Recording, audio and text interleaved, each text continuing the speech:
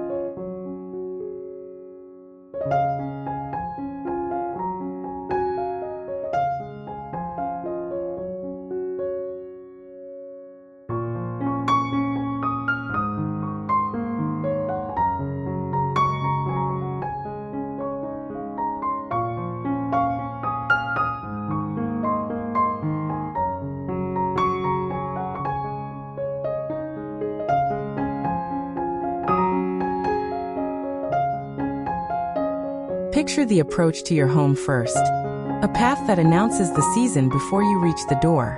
Instead of slick concrete, imagine crushed gravel edged by low fieldstone or split rails. The surface making a gentle, grounding sound with each step. On either side, plantings of late flowering asters and goldenrod nod in the breeze, punctuated by swaths of native grasses, little bluestem and switchgrass, that catch the low sun like a sparkled hem. Add a row of lanterns on short posts or repurpose milk cans with candles inside to guide the way after dusk. The image is honest and tactile. Materials that age gracefully and plants that return each year with minimal fuss. The benefit is durability and welcome. An approach like this feels as if it evolved rather than being manufactured, and it invites visitors into a landscape that's both practical and poetic.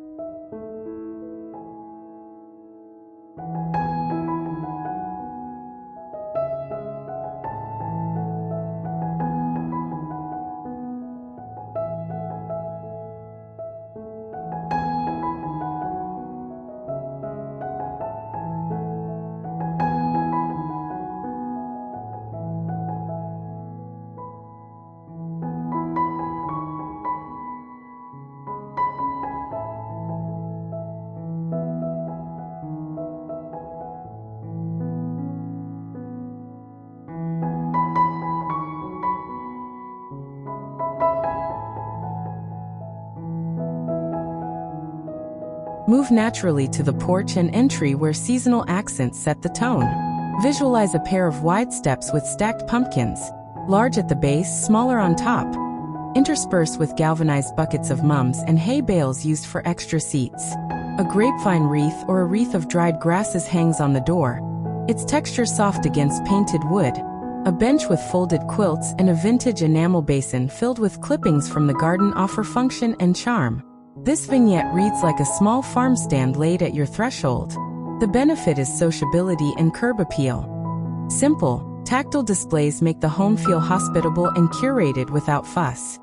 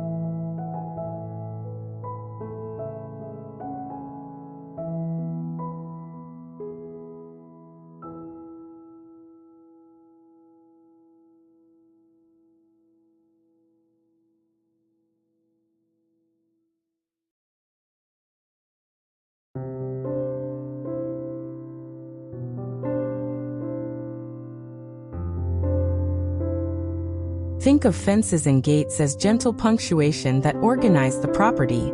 Envision a split-rail fence or low picket that defines edges while remaining porous. Let the gate sit slightly ajar as an invitation. Drape a length of dried hops or a bundle of autumnal twigs on a gatepost, and plant a mixed hedge of serviceberry, viburnum, and elderberry where privacy is desired. This hedge provides seasonal interest, flowers in spring, berries in summer and fall, and structure in winter, while supporting birds and pollinators. The image balances function with habitat. The benefit is boundary making that feels lived in and alive, nurturing wildlife while guiding foot traffic.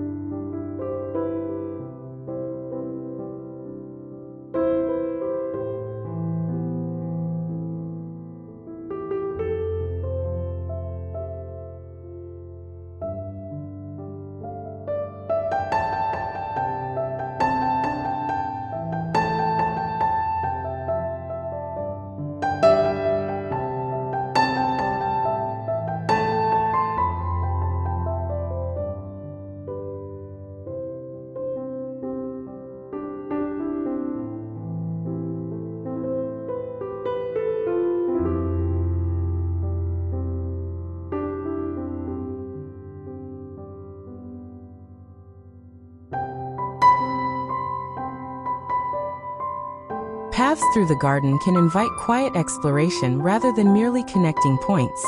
Picture a meandering brick or reclaimed paver path edged by ground covers.